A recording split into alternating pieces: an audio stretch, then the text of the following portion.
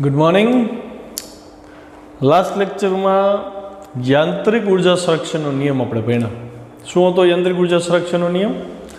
તો કે સંરક્ષી બળો જ્યાં લાગુ પડે એવી જગ્યાએ પદાર્થની ગતિ ઉર્જા અને પદાર્થની સ્થિતિ ઉર્જાનો સરવાળો અચળ રહે છે. એટલે કે K + V બરાબર અચળ. આપણે આવું સાબિત કર્યું હતું. અથવા એને બીજા શબ્દોમાં કહીએ તો એવું પણ લખી શકીએ કે પદાર્થની ગતિ ઉર્જામાં જેટલો વધારો થાય એટલો જ ઘટાડો પદાર્થની સ્થિતિ ઉર્જામાં થાય.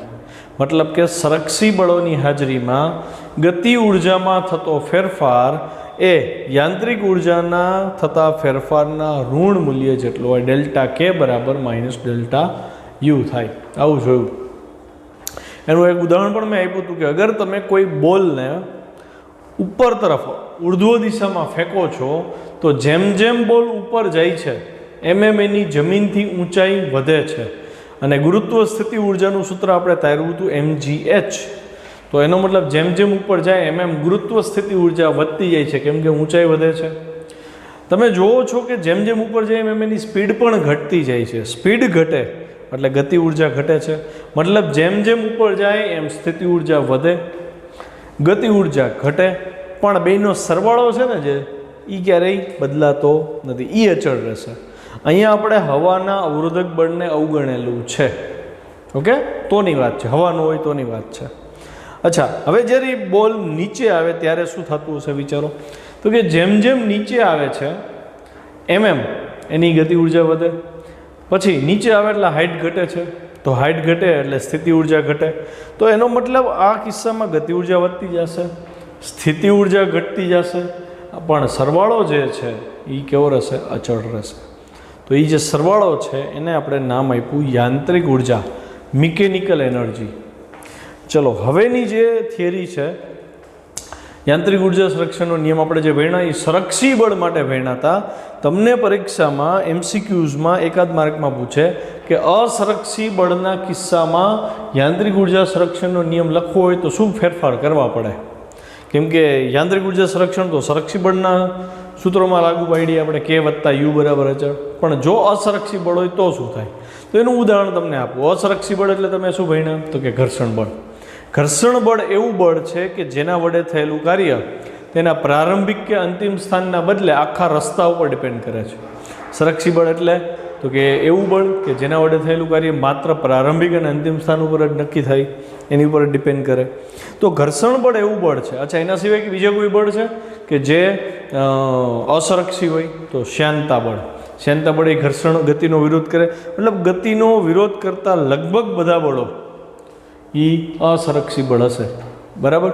તો અવરોધક બળ છે એ પણ અસંરક્ષી બળ છે, જે પ્રારંભિક અને અંતિમ સ્થાનને બદલે આખા પથ પર ડિપેન્ડ કરે છે. અચ્છા, હવે માની લો કે કોઈ એક પદાર્થને તમે એકવાર ઉર્જા આપી દીધી, એને લીધે એણે ગતિ ઉર્જા ધારણ કરી. હવે તમે એક બોલને કિક મારી તો એ જમીન ઉપર ગબડતો જાય છે. તો થોડુંક અંતર કાપીને ઊભો રહી જશે ને. કેમ ઊભો રહી ગયો? તો તમે તરત કહેશો ને ઘર્ષણ બળને લીધે. મતલબ એણે જે અંતર કાપ્યું એ આખા અંતર દરમિયાન ઘર્ષણ બળને લીધે ઋણ કાર્ય થયું હશે. કેમ કે ઘર્ષણ બળ બેક સાઈડ લાગે, ગતિ એની આગળ થતી હોય, સ્થાનાંતર આગળ હોય, તો ઋણ કાર્ય થયું. એના લીધે એની ગતિ ઉર્જામાં શું થયું? ઘટાડો આવ્યો. ગતિ ઉર્જામાં ઘટાડો આવ્યો એટલે એ ધીમે ધીમે એનો વેગ શું થાય છે? ઘટતો જાય છે. તો આપણને એમ થાય ને કે ચલો ગતિ ઉર્જા ઘટી, પણ ઉર્જા સંરક્ષણનો નિયમ એમ કહે છે કે વિશ્વમાં કુલ ઉર્જા અચળ છે. મેં પહેલા જ લેક્ચરમાં કીધું હતું આ. વિશ્વમાં કુલ ઉર્જા અચળ છે. ઉર્જાનો નાશ નથી થતો, ઉર્જા ઉત્પન્ન નથી થતી, માત્ર ઉર્જાનું એક સ્વરૂપમાંથી બીજા સ્વરૂપમાં રૂપાંતર થાય છે. તો અહીંયા હું એવું કહી શકું ને કે તમે તમારી સ્નાયુ ઉર્જા બોલને આપી, બોલને ગતિ ઉર્જામાં રૂપાંતરણ મળ્યું એટલે એણે ગતિ ઉર્જા ધારણ કરી. હવે એ બોલ ગતિ કરતો ગબડતો જાય છે, પણ ઘર્ષણ કંઈક કાર્ય કરે છે, એને લીધે એની ગતિ ઉર્જા ઘટે છે. તો બાકીની ગતિ ઉર્જા શેમાં વપરાણી? તો તમે તરત કહેશો ને કે એ જે ઘટેલી ઉર્જા છે એ ઘર્ષણને લીધે ઉષ્મા સ્વરૂપે વાતાવરણને મળી ગઈ. ઘસાણો હોય ને દડો, જ્યારે ગબડીને જતો હોય ત્યારે જમીન સાથે ઘસાણો હોય એટલે થોડોક દડો ગરમ થાય, ભલે માઇનોર હોય પણ ઉષ્મા ઉર્જા તો એને ગુમાવી કહેવાય ને. થોડીક વાતાવરણમાં જાય, થોડીક જમીનને મળે, થોડીક એને મળે, પણ એમાં આપણે ઊંડા નથી ઉતરતા. તો મને એટલી ખબર પડી કે જ્યારે દડો ગતિ કરતો હશે ત્યારે એની પાસે ગતિ ઉર્જા હશે, સ્થિતિ ઉર્જા પણ હશે, અને આ નવી ઉર્જાનો ઉલ્લેખ કર્યો કે ઘર્ષણને લીધે ઉષ્મા ઉર્જા ઉત્પન્ન થઈ. તો જ્યારે અસંરક્ષી બળની વાત આવે યાંત્રિક ઉર્જા સંરક્ષણના નિયમમાં, ત્યારે તમારે 3 ઉર્જાનો ઉલ્લેખ કરવો પડે: ગતિ ઉર્જા, સ્થિતિ ઉર્જા અને ઉષ્મા ઉર્જા. જો અસંરક્ષી બળ જેમ કે ઘર્ષણ બળ લાગતું હોય તો પદાર્થની ગતિ દરમિયાન ઘર્ષણના કારણે ઉષ્મા ઉત્પન્ન થાય છે અને પદાર્થનો વેગ ઘટે છે અને એની ગતિ ઉર્જા ઘટે છે. આથી યાંત્રિક ઉર્જા સંરક્ષણનો નિયમ નીચે મુજબ મળે. યાંત્રિક ઉર્જા સંરક્ષણનો ઓરિજિનલ નિયમ છે K + V = અચળ, પણ અહીંયા ઉષ્મા ઉત્પન્ન થઈ ને એટલે સંબંધ બદલી ગયો, K + V + Q = અચળ, કેમ કે થોડી ઉષ્મા હવામાં મિક્સ થઈ ગઈ. એ ત્રણેયનો સરવાળો અચળ થાય. તો હવે આના સરવાળાને યાંત્રિક ઉર્જા કહી શકાય. મતલબ અસંરક્ષી બળમાં યાંત્રિક ઉર્જા એટલે શું? તો કે ગતિ ઉર્જા વત્તા સ્થિતિ ઉર્જા વત્તા ઉત્પન્ન થતી ઉષ્મા ઉર્જા. જ્યારે સંરક્ષી બળમાં યાંત્રિક ઉર્જા એટલે શું? તો કે ગતિ ઉર્જા વત્તા સ્થિતિ ઉર્જા. ક્લિયર? અહીં Q બરાબર શું છે? તો કે ઘર્ષણના કારણે વ્યય થતી ઉષ્મા ઉર્જા. બહુ ઇઝી ક્વેશ્ચન છે, નાનકડો છે. અચ્છા, હવે ત્યારબાદનો ક્વેશ્ચન, સંરક્ષી બળની 3 વ્યાખ્યા આપો. જો સંરક્ષી બળની પાછળ પડી ગયા છે આ લોકો, એનો મતલબ સંરક્ષી બળનો આગળ જતા કેટલો ઉપયોગ આવશે એ તમે અંદાજ લગાવી શકો. 3 વ્યાખ્યા કીધી છે. તમારે સંરક્ષી બળના MCQs આવશે, સંરક્ષી બળના ન્યુમેરિકલ્સ દાખલા આવશે, અને એવી રીતે ટ્વિસ્ટ કરીને મૂક્યા હશે ને કે તમારે રકમ જોઈને નક્કી કરી લેવું પડશે કે આ બળ સંરક્ષી બળ છે કે નથી, યાંત્રિક ઉર્જાનું સંરક્ષણ થશે કે નહીં થાય. સંરક્ષી બળ હોય તો K + V = અચળ તમે લઈ શકશો. મતલબ તમારે સંરક્ષી બળ છે કે નહીં એને ઓળખવાની મેથડ શીખવી પડશે. 3 મેથડ, 3 વ્યાખ્યા આપી છે કે સંરક્ષી બળ ક્યારે થાય. તો હું તમને યાદ કરાવું. સૌથી પહેલાં તો સ્થિતિ ઉર્જા યાદ કરી. સ્થિતિ ઉર્જા માટે આપણે શું ધાર્યું હતું? સ્થિતિ ઉર્જા માટે મેં તમને આવું શીખવાડ્યું હતું, F - dV/dx. યાદ છે? સ્થિતિ ઉર્જાનું સ્થાનાંતર સાપેક્ષે ઋણ વિકલન એટલે બળ થાય, આવું મેં શીખવાડ્યું હતું. યાદ છે? F - dV/dx. બરાબર ને? તો હું અહીંયા dv ને કરતા બનાવું તો dv બરાબર શું થાય? તો કે -F × dx. અચ્છા, હું આનું ઇન્ટિગ્રેશન કરી નાખું. બરાબર છે? તો dv નું ઇન્ટિગ્રેશન શું થાય? v(x). v(x) બરાબર શું થાય? -F × dx. તો હું એવું કહી શકું ને કે સ્થિતિ ઉર્જા એટલે શું? તો કે બળનું સ્થાનાંતર સાપેક્ષે સંકલન. અને આ તો આપણે ભણી ગયા છીએ ને. સ્થિતિ ઉર્જાની વ્યાખ્યા શું ભણ્યા હતા? યાદ કરો જોઈએ. તો કે લાગુ પાડેલ બળ વડે થતા કાર્યનું ઋણ મૂલ્ય એટલે સ્થિતિ ઉર્જા. તો આ બળ વડે થતું કાર્ય થયું, આ ચલ બળ છે તો ચલ બળ વડે થતું કાર્ય આપણે આમ લેતા હતા ને, xi થી xf વાળું. યાદ આવે ને? તો ચલ બળ વડે થતું કાર્ય એનું ઋણ મૂલ્ય એટલે સ્થિતિ ઉર્જા. આવું ભણ્યા છો ને? પછી અમે એક નોંધ કરી હતી કે આવું તો જ શક્ય બને. કેમ? તો કે પ્રારંભિક સ્થાન અને અંતિમ સ્થાન ઉપર જ આધાર રાખે છે આ સંકલન. એણે કયો ગતિપથ લીધો એની ઉપર આધાર રાખતું નથી. સંકલનમાં પ્રારંભિક અને અંતિમ સ્થાન આવે છે. મતલબ અહીંયા એવું કીધું હતું આપણે કે અહીંયા જે બળ F છે ને એ સંરક્ષી બળ છે. અહીંયા પહેલી વ્યાખ્યા બને કે જો v(x) - xi to xf integration of F × dx થાય, અથવા જો બળ છે એ સ્થિતિ ઉર્જાનું સ્થાનાંતર સાપેક્ષે ઋણ વિકલન થાય, તો એવા કિસ્સામાં બળ સંરક્ષી કહેવાય. આ મુદ્દો જે શીખડાવ્યો ને એ ભૂલાઈ જ જશે આગળ જતા. ક્લાસમાં ઊભા કરીશ, આખા ક્લાસમાંથી 2 કે 5 જણાને તો માંડ આવડશે. એટલો અઘરો મુદ્દો છે, જલ્દીથી યાદ રહેવો નથી. તો શું કરશો? ફટાફટ રિવાઇન્ડ કરો, પાછો આ મુદ્દો બીજી વાર જોઈ લ્યો, આવડી જવો જોઈએ. પહેલી વ્યાખ્યા મેં એના ઉપરથી બનાવી છે. જો અદિશ રાશિ v(x) ને ΔV - f(x) × Δx સ્વરૂપે લખીએ.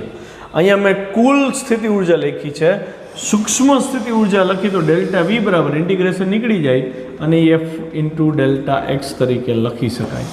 અહીંયા તમે એફ ઓફ એક્સ લખી શકો, એફ ઓફ એક્સ લખો, એફ લખો, નો પ્રોબ્લેમ. બરાબર છે. તો એમ લખ્યું ડેલ્ટા વી બરાબર minus F of x into delta x.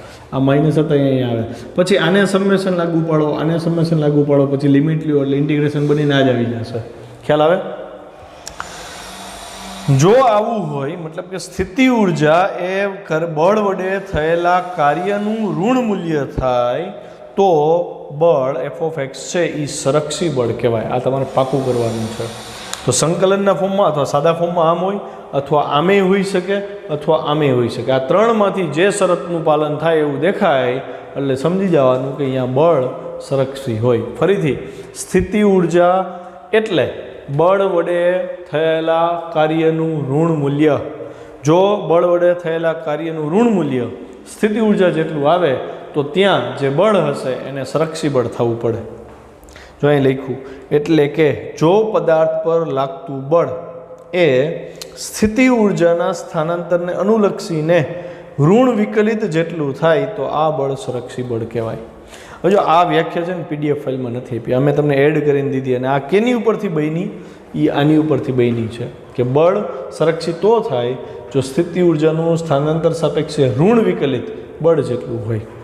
તો હું એવું ઈચ્છું છું કે આ ક્વેશ્ચન તમે પીડીએફ ફાઇલમાંથી નહીં લખતા, આ ક્વેશ્ચન જે મેં બોર્ડ ઉપર લખ્યો છે ને એ પ્રમાણે તમારે લખવાનું રહેશે ફેરબુકમાં. બરાબર છે? પછી બીજી વ્યાખ્યા જુઓ. જે બળ વડે થતું કાર્ય માત્ર પ્રારંભિક તેમજ અંતિમ સ્થાન પર જ આધાર રાખે તો તેવા બળને સંરક્ષી બળ કહેવાય. આ નવી નથી આપણા માટે, કેમ કે આ આપણે શીખી ગયા છીએ.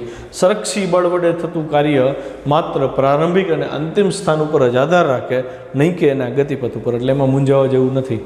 બરાબર? અહીંયા વળી આપણે કાર્ય ઉર્જા પ્રમેય શું લખ્યું તો ડબલ્યુ બરાબર ડેલ્ટા કે. આપણને ખબર ડેલ્ટા આવે ને એટલે અંતિમમાંથી પ્રારંભિક બાદ થાય, હા કે ના? એટલે હું અહીં ડેલ્ટા કેની બદલે ડાયરેક્ટ લખી નાખું ને અંતિમ માઇનસ પ્રારંભિક. પછી પીડીએફ ફાઇલમાં આ ક્વેશ્ચન જોતા જ નહીં એટલે કંઈ ભૂલ ન થાય, આમાંથી જ કરજો. આપણે જોયું હતું યાંત્રિક ઉર્જા સંરક્ષણનો નિયમ ભણ્યા ને એમાં કે ડેલ્ટા કે પ્લસ ડેલ્ટા વી બરાબર 0 હતું, યાદ છે? આની ઉપરનું એક સ્ટેપ આવું મળ્યું હતું આપણને, ડેલ્ટા કે બરાબર માઇનસ ડેલ્ટા વી, યાદ છે?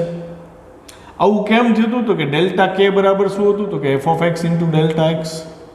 આવું ભણ્યા આપણે. આના બરાબર કાર્ય હતું એટલે કાર્ય ઉર્જા પ્રમેય ગતિ માટે આપણે લીધો હતો. પછી આપણે એવું કીધું કે ભાઈ સ્થિતિ ઉર્જા કેટલી હતી? તો કે minus F of x into delta x. કેમ? તો કે બળ વડે થયેલું કાર્ય ઋણ મૂલ્ય છે એ સ્થિતિ ઉર્જાનું મૂલ્ય આપે. તો હવે આ બેને મેચ કરો, અહીંયા માઇનસ છે તો હું આ માઇનસ આને આપી દઉં તો ડેલ્ટા કે બરાબર માઇનસ ડેલ્ટા વી આવ્યા કે નહીં? તો હું અહીંયા ડેલ્ટા કે બરાબર માઇનસ ડેલ્ટા વી લખી શકું. ડેલ્ટા વી એટલે શું થાય? અંતિમ સ્થિતિ ઉર્જામાંથી પ્રારંભિક સ્થિતિ ઉર્જા બાદ થાય એટલે કે બ્રેકેટમાં વીએફ માઇનસ વીઆઈ આવે. હવે આ માઇનસ એ બ્રેકેટની અંદર વીએફ માઇનસ વીઆઈને ઇન્ટ્રોડ્યુસ કરું, ગુણી નાખું તો માઇનસ વીઆઈ હતો એ ધન વીઆઈ થઈ જાય. એટલે મેં પહેલાં લખ્યું વી ઓફ એક્સ આઈ એટલે કે એક્સ આઈ પ્રારંભિક સ્થાને સ્થિતિ ઉર્જા માઇનસ વી એક્સ એફ એટલે કે અંતિમ સ્થાને સ્થિતિ ઉર્જા. ખબર પડી? ફરીથી ડેલ્ટા વીની કિંમત અહીંયા હજી એક સ્ટેપ કરી દઉં. માઇનસ ડેલ્ટા વી હતું જ, પછી તમે લખી શકો માઇનસ ડેલ્ટા વી એટલે અંતિમ સ્થિતિ ઉર્જામાંથી પ્રારંભિક સ્થિતિ ઉર્જા બાદ થઈ ઇક્વલ ટુ. હવે આ માઇનસ અંદર દાખલ કરી દીધો એટલે minus V of X I plus થઈ ગયું અને આ પદ માઇનસ થઈ ગયું. સમજો પડી? ત્રીજી વ્યાખ્યા. બંધ માર્ગ પર જો બળ વડે થતું કુલ કાર્ય શૂન્ય હોય તો લાગુ પાડેલ બળ સંરક્ષી બળ હોય. આ મુદ્દો વારે વારે આવવાનો છે. બંધ માર્ગ ઉપર થયેલું કાર્ય શૂન્ય હોય તો એવા કિસ્સામાં જે તમે બળ લાગુ પાડ્યું એ બળે 0 થવું પડે, એ કાર્ય 0 થવું પડે. ઉદાહરણ તરીકે જોજો, માની લો કે આ એક બિલ્ડિંગ છે, બરાબર? અહીંયા એક બ્લોક છે. તમે શું કરો છો? આ બ્લોકને ઉપાડી અહીં રાખ્યો અને અહીંથી ઉપાડીને પાછો અહીંયા રાખ્યો. એટલે તમે જે કાર્ય કર્યું એ આખું સ્થાનાંતર અહીંયા થયું. તો કે તમારું પ્રારંભિક સ્થાન શું છે? તો કે એક્સ આઈ, ધારો કે અહીંયા. પછી ઉપાડીને પાછું અહીંયા જ રાખો છો એટલે અંતિમ સ્થાન શું આવ્યું? X F. તો એ બે કેવા થયા? સરખા. મતલબ કે બંધ ગાળા ઉપર તમે કાર્ય કર્યો તો સ્થાનાંતર કેટલું થયું કહેવાય બંધ ગાળાનું? તો કે 0. કેમ? તો કે જ્યાંથી શરૂ થયું હતું ત્યાં જ આપણે ઊભું રાખ્યો પદાર્થને, અહીંયા જ આપણે પદાર્થને સ્થિર કર્યો, મતલબ પ્રારંભિક સ્થાન અંતિમ સ્થાન સમાન છે, તો સ્થાનાંતર 0 થયો. તો 0 થયું સ્થાનાંતર, તો હવે બળ ગુણ્યા સ્થાનાંતર પ્રમાણે તમે જુઓ તો કાર્ય 0 થઈ ગયું કહેવાય ને. ખ્યાલ આવ્યો? તો મતલબ કે હું પદાર્થને ઉપાડી એને ગતિ થોડી કરાવી, આડી વડે લઈ ગયા, પાછા અહીંયા જ મૂક્યું, તો બંધ ગાળો બન્યો, એટલે કુલ કાર્ય 0 થયું. તો એવા કિસ્સામાં એને જે બળ લાગુ પડ્યું એ બળ ગુરુત્વાકર્ષી બળ હોય. તો આપણે એવું કીધું હતું કે આને ઈ બળ સંરક્ષી બળ હોય. આપણે એવું કીધું હતું કે આની ઉપર નીચે ગુરુત્વાકર્ષી બળ લાગે ને આને ઉપર લઈ જવા આપણે ગુરુત્વાકર્ષી બળ જેટલું જ બળ આપતા હતા, mg. તો mg બળથી જ ઉપર લઈ ગયા, ફેરવો અને પાછો અહીંયા રાખ્યો. તો હું એવું કહી શકું કે પાછો અહીંયા આવે ત્યારે એ બંધ ગાળો બનાવે છે. માની લો કે એણે જે રસ્તો પસંદ કર્યો આવો છે, તો આવી રીતે ગતિ કરાય ને આપણે પાછો અહીંયા જ રાખ્યું, તો બંધ ગાળો બન્યું, એટલે સ્થાનાંતર 0 થયું. સ્થાનાંતર 0 થયું તો કાર્ય 0 થયું. તો આ લોકો એમ કહે છે કે જો લાગુ પડેલા બળને લીધે કાર્ય 0 થાય તો એ બળે સંરક્ષી બળ થવું પડે. અને આપણે સંરક્ષી બળની વ્યાખ્યા ભણે ને એમાં કીધું હતું ગુરુત્વાકર્ષી બળ સંરક્ષી બળ છે. જો અહીંયા ગુરુત્વાકર્ષી બળ હતું, નીચે તરફ લાગતું હોય, બરાબર, તો અહીંયા જે કાર્ય થયું એ ગુરુત્વાકર્ષી બળ વડે થયું, અને કાર્યમાં સ્થાનાંતરનું પદ 0 થયું, એટલે કાર્ય 0 થવું પડ્યું. તો ગુરુત્વાકર્ષી બળ કેવું થયું? સંરક્ષી બળ થયું. જો બંધ માર્ગ પર જો બળ વડે થતું કુલ કાર્ય 0 હોય તો લાગુ પાડેલ બળ સંરક્ષી બળ હોય. આપણને આ ખબર છે ને, W બરાબર integration xi to xf into dx, એટલે કે કરેલું કાર્ય, પદાર્થ પર થતું કાર્ય ચલ બળ ગુણ્યા dx અને એનું સંકલન xi થી xf હોય. પ્રારંભિક સ્થાન અને અંતિમ સ્થાન ઉપર આધાર રાખી તો ભણ્યા છીએ આપણે. અજાનું ઇન્ટિગ્રેશન કરું છું. જો f ને અચળ કરીને બહાર લઈ લીધો મેં, બરાબર, પછી dx નું ઇન્ટિગ્રેશન કરી નાખ્યું x. હવે લોઅર લિમિટ xi લાગુ પડી, હાયર લિમિટ xf લાગુ પડી. f એમનો એમ આવ્યો, હવે હાયર લિમિટ xf પછી લોઅર લિમિટ પહેલાં માઇનસ આવે એટલે માઇનસ xi. પણ હવે આપણે તો કીધું ને બંધ ગાળો છે, મતલબ જ્યાંથી શરૂ કર્યું ત્યાં જ પાછા આવ્યા. તો xi અને xf બે કેવા થયા? સરખા થયા કે નહીં? તો અહીં લખીએ, જો બંધ માર્ગ પર પ્રારંભિક સ્થાન અને અંતિમ સ્થાન બે સરખા થાય, એટલે કે xi બરાબર xf થાય. આ બે સરખા થયા તો આ પદ 0 થઈ ગયું, આ પદ 0 થયું એટલે કાર્ય 0 થયું. પણ વ્યાખ્યા શું કહે છે કે જો કાર્ય 0 હોય તો લાગુ પડેલું બળ સંરક્ષી બળ હોય. એનો મતલબ કાર્ય 0 થયું તો આ f બળે સંરક્ષી બળ થવું પડે. 3 એ 3 વ્યાખ્યા મોઢે હોવી જોઈએ. સંરક્ષી બળ ક્યારે થાય એની, બરાબર. નેક્સ્ટ ક્વેશ્ચન, તમારી પીડીએફ ફાઇલમાં આ ક્વેશ્ચન નથી આપેલો. આ ક્વેશ્ચન તમારે બોર્ડ ઉપરથી તૈયાર કરવાનો છે. ટેક્સ્ટબુકમાં ઉદાહરણ તરીકે ઉલ્લેખ કર્યો છે કે મુક્ત પતન માટે યાંત્રિક ઉર્જા સંરક્ષણ કેવી રીતે થાય. પીડીએફ ફાઇલમાં નથી લીધો, પણ મેં થિયરી બનાવી સરસ મજાનું રિપ્રેઝન્ટ કરી દીધું છે તમારે. ક્વેશ્ચન શું છે સમજો. તમને એમ કીધું છે કે h ઊંચાઈનો ખડક છે, પહાડ જેવું છે, એની ટોચ ઉપર એક બોલને રાખેલો છે. તમારી બોલ અહીંયાથી સીધો નીચે પડે ને એવી રીતે મુક્ત પતન કરાવવાનું છે. તો તમારે જોવાનું છે કે આખા રસ્તે યાંત્રિક ઉર્જાનું સંરક્ષણ થાય કે કેમ સાબિત કરવાનું છે, બરાબર. આ ભાઈ અહીંયા મુક્ત પતન કરતા બોલ માટે કુલ યાંત્રિક ઉર્જાનું સંરક્ષણ છે. જો એના માટે મેં પહાડની બદલે બ્લોક દોરવાની છે. મારા તો h ઊંચાઈથી મતલબ છે. h ઊંચાઈનો પહાડ હોય કે h ઊંચાઈનો બ્લોક હોય. બોલ કેટલી ઊંચાઈ છે એની શરૂઆતની સ્થિતિ જે mg કેપિટલ h છે, બરાબર. આકૃતિ સમજી લો પહેલા. આકૃતિ ઊંચાઈ છે પહાડની કેપિટલ h. અહીંથી બોલનું મુક્ત પતન કરાવીશ. જેવો મુક્ત પતન કરે એટલે એનો પ્રારંભિક વેગ શું હોય? 0 હોય. પછી નીચે આવતો જાય છે. હવે એવી જગ્યાએ પહોંચો કે જમીનથી એની ઊંચાઈ સ્મોલ h છે. તો ધારો કે અહીંયા જ્યારે આવ્યો ત્યારે ગતિ કરતો છે, મતલબ કંઈક વેગ છે, એ વેગને ધારી લીધો vh, એટલે કે બોલ h ઊંચાઈએ પહોંચ્યો ત્યારનો વેગ. પછી જમીન સાથે અથડાય છે. તો જમીન સાથે અથડાય ત્યારે એનો વેગ છે, અહીંયા ભટકાય ત્યારનો વેગ, એટલે મેં ફાઇનલ કર્યો છે, એટલે અંતિમ વેગ vf થઈ ગયો છે. ક્લિયર? ડાયાગ્રામ સમજાઈ ગયો? હવે મુદ્દા જોતા જઈએ. h ઊંચાઈના પહાડની ટોચ પરથી એક m દળના દડાને આકૃતિમાં દર્શાવેલ છે. આપણી પાસે 3 ઊંચાઈ છે. એક h ઊંચાઈ એટલે કે આ ઊંચાઈ h ઊંચાઈ છે. પછી સ્મોલ h ઊંચાઈ એટલે કે આ ઊંચાઈ. મતલબ પોઈન્ટનો ગ્રાફમાં દર્શાવું ને તો આ જે બિંદુ છે એ આપણને કેપિટલ h ઊંચાઈ, અહીંથી સીધું આ બિંદુ જે છે એ આપણને સ્મોલ h ઊંચાઈ આપે. અને પછી શૂન્ય ઊંચાઈ કીધી. છોકરો શૂન્ય ઊંચાઈ એટલે એ દડો ક્યાં પહોંચે? જમીન પર. એટલે આપણે શૂન્ય ઊંચાઈ. બરોબર?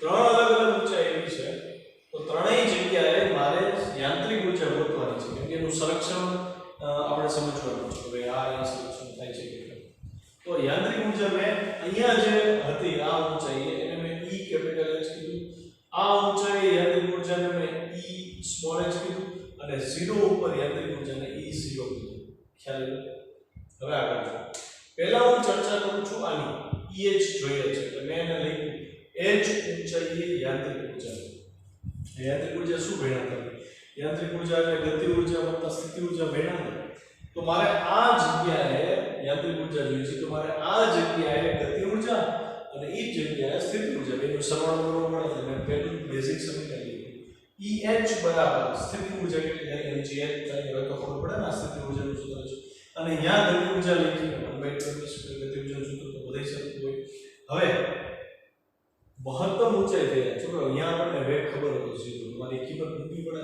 જો મહત્તમ ઊંચાઈએ વેગ 0 છે ઈ કિંમતમાં મૂકવો એ 0 તો આ પદ 0 થઈ ગયું તો EH મળી ગયો તો શું મળ્યું mgh તરત અને હું બ્લોક બનાવી દઉં સરસ EH બરાબર આપણને મળ્યું mg કેપિટલ H હવે આની યાંત્રિક ઊર્જાની ચર્ચા થઈ હવે આ ઊંચાઈએ યાંત્રિક ઊર્જા કેટલી હું લખું છું સ્મોલ h ઊંચાઈએ યાંત્રિક ઊર્જા મારે શું કરવું પડે તો જે ઊંચાઈ યાંત્રિક ઊર્જા જોઈએ ત્યાં મારે ઈ બિંદુએ સ્થિતિ ઊર્જા ગતિ ઊર્જાનો સરવાળો કરવો પડે તો છોકરાઓ આટલી ઊંચાઈ હોય આ ઊંચાઈ h છે તો અહીંયા સ્થિતિ ઊર્જા કેટલી હોય જો કેપિટલ H ઊંચાઈ કેપિટલ mg હોય કે mg કેપિટલ H હોય તો સ્મોલ h ઊંચાઈ mg સ્મોલ h આવે ને એટલે જો અહીંયા લખ્યું આ સ્થિતિ ઊર્જા પછી ડાયરેક્ટ દર વખતે હું યાંત્રિક ઊર્જા વત્તા યાંત્રિક ઊર્જા બરાબર સ્થિતિ ઊર્જા વત્તા ગતિ ઊર્જા લખવાનું સીધું સૂત્ર મૂકી શકું એટલે mgh પ્લસ ઈ બિંદુએ ગતિ ઊર્જા જોઈએ છે તમારે ઈ બિંદુએ વેગને ધ્યાનમાં લેવો પડે vh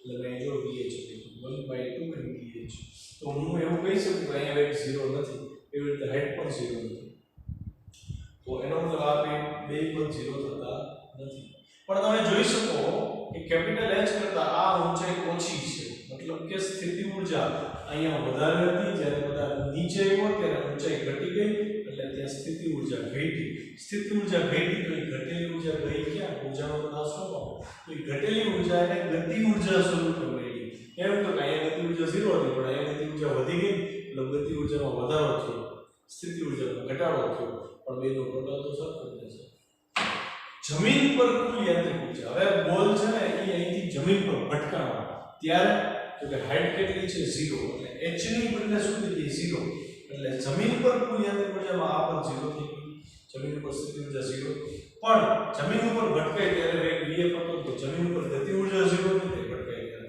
1/2 m vf2 તમારે આ બેને બ્લોક બનાવવા પડે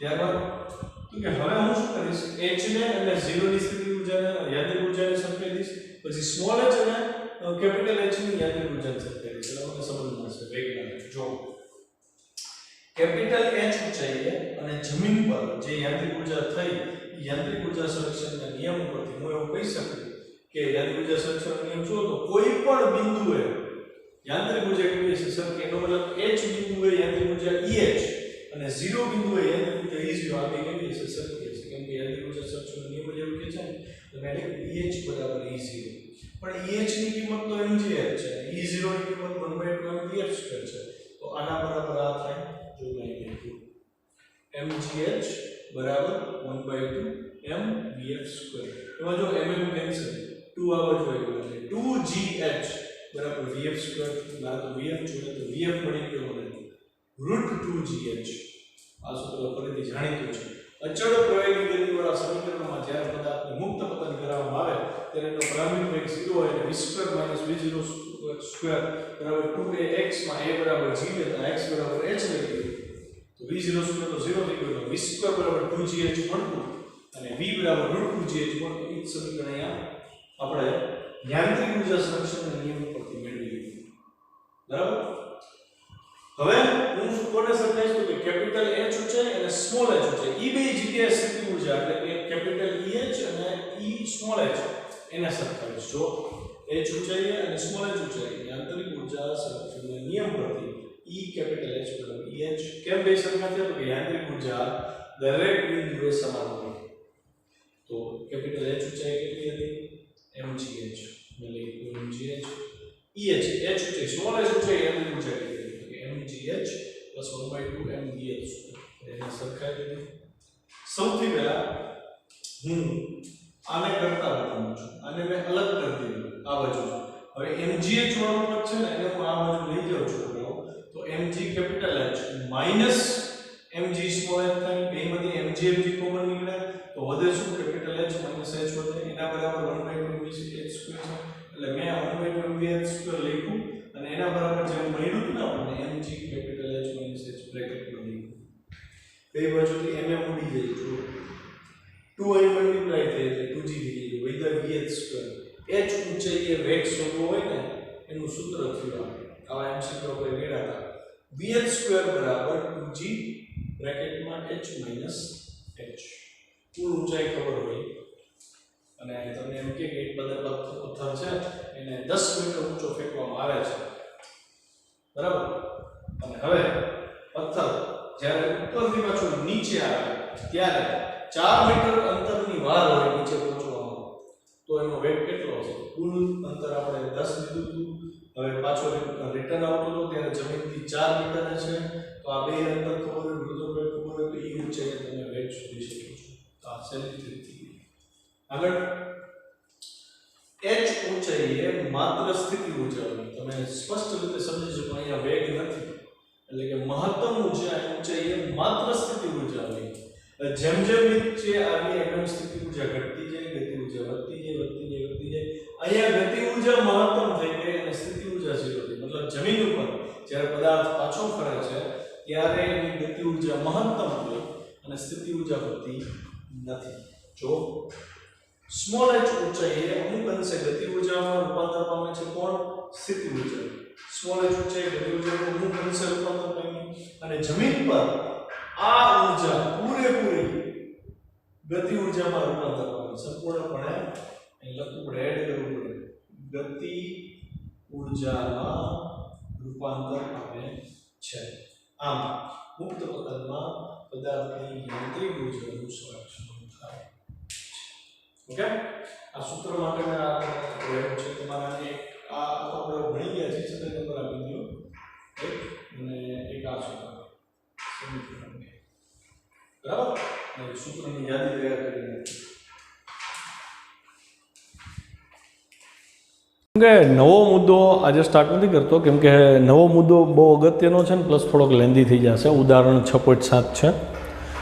ઉદાહરણ 6.7 માટે એવું કહીશ કે જેટલું ઇમ્પોર્ટન્સ આપણે ઉદાહરણ 4.2 ને દીધું હતું એટલું જ ઇમ્પોર્ટન્સ આપણે 6.7 ને દેવાના છે કેમ કે આ ન્યુમેરિકલનો ઉલ્લેખ વારંવાર આવવાનો છે. તો આજે આપણો લેક્ચર તો થોડોક નાનો મેં બનાવ્યો છે, 27-28 મિનિટનો જ છે. તમને મારે હોમવર્ક આપવું હતું તો એ હોમવર્કમાં ઉદાહરણ 6.7 તમે જાતે ગણવાની ટ્રાય કરજો. બહુ જ અઘરો છે. આ જ સિદ્ધાંત ઉપર છે, આ જ રીતે છે. આમાં કેમ મેં 3 અલગ અલગ બિંદુએ સ્થિતિ ઉર્જાનો સરવાળો ગતિ ઉર્જા સાથે કરીને યાંત્રિક ઉર્જાની ચોખવટ કરી, એવો જ કંઈક દાખલો છે. એટલે થોડોક મગજને કસરત કરાવજો, કદાચ થઈ જાય તો બહુ સારું. બાકી આવતીકાલે આપણો લેક્ચર ઉદાહરણ 6.7 માટે હશે. ઓકે.